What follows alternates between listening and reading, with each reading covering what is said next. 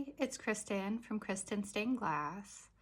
I've had a couple of people ask me about making a drawing video for my process, and I've been hesitant because I have a biology degree, so I feel a little silly teaching people how to do art when I have no business doing that.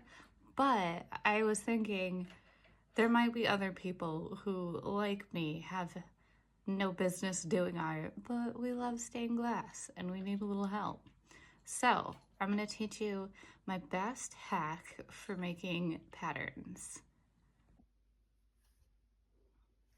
I'm using a refurbished iPad that I bought specifically for this purpose. And this is a cheap knockoff Apple Pen. It was probably $10. And I use this app. It's called Sketchbook.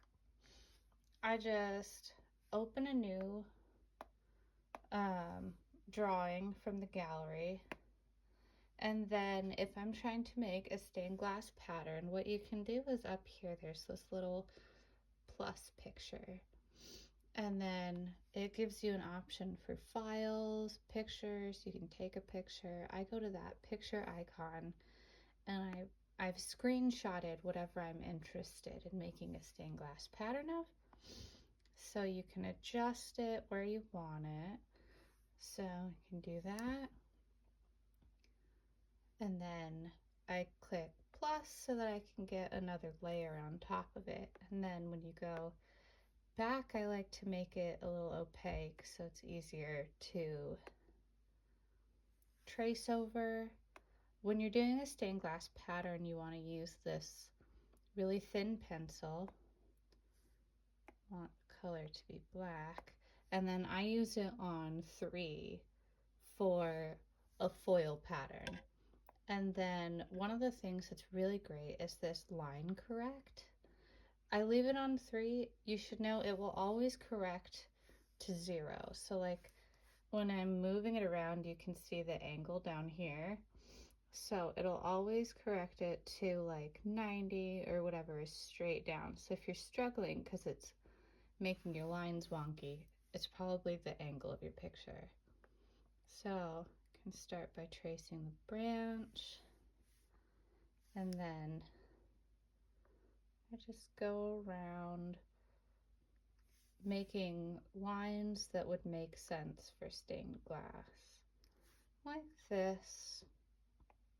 And you do a little at a time, and you can see the line corrected.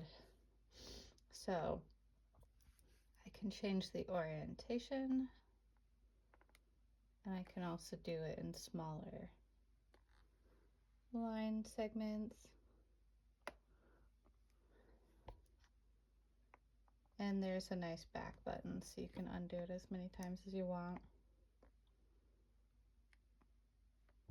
So when you're done with getting your picture, you can hide the one behind it and you'll have your trace left over. And this is what works great for making a stained glass pattern, because once you're done here, you can hide or delete your original image, and then you go up here to share export, and then you can pick PNG, and PNG is a file type that can work with a Cricut or an automatic cutting machine and cut it out in vinyl for you. So I like doing that. And if you're using an iPad, you can go through like the cloud, so you can pull it up on a personal computer. You can even do it on an iPad. I just don't enjoy that, so I usually pull it up and cut it out on Cricut that way. Anyways, hope it helps. When you want to make a stained glass picture of a picture, especially that of people, I don't recommend trying to get facial details. It tends to go poorly. It doesn't read very well. It gets kind of messy in glass. So what I recommend doing is tracing the outline of faces so that you can get the face shape. You can tell who it is. You can see the hairline, and there are details there, but you're not overdoing it.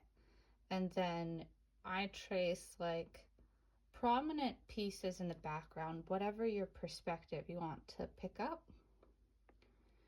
And then I always color my pictures on a separate tab so that I can erase color or change whatever I need to without it affecting my finished outline, which is what you'll print for your stained glass pattern.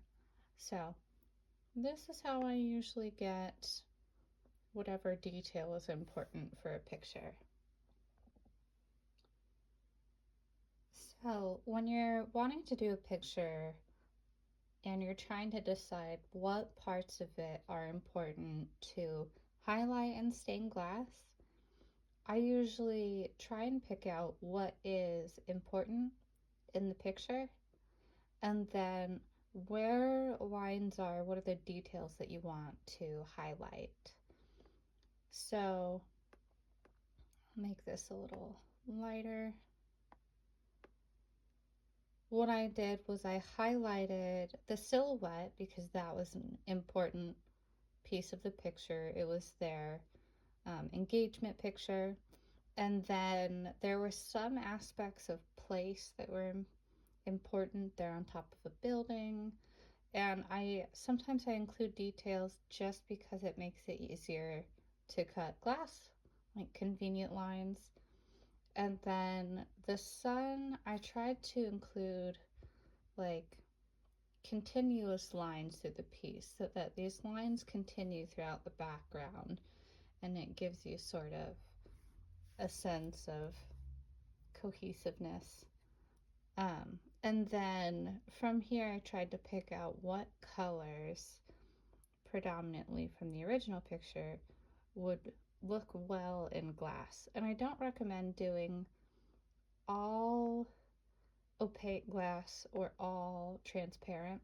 It's nice to have a mix so that you have parts of the glass that you can highlight in opaque glass and then parts that are transparent. So that's generally how I put those pictures together.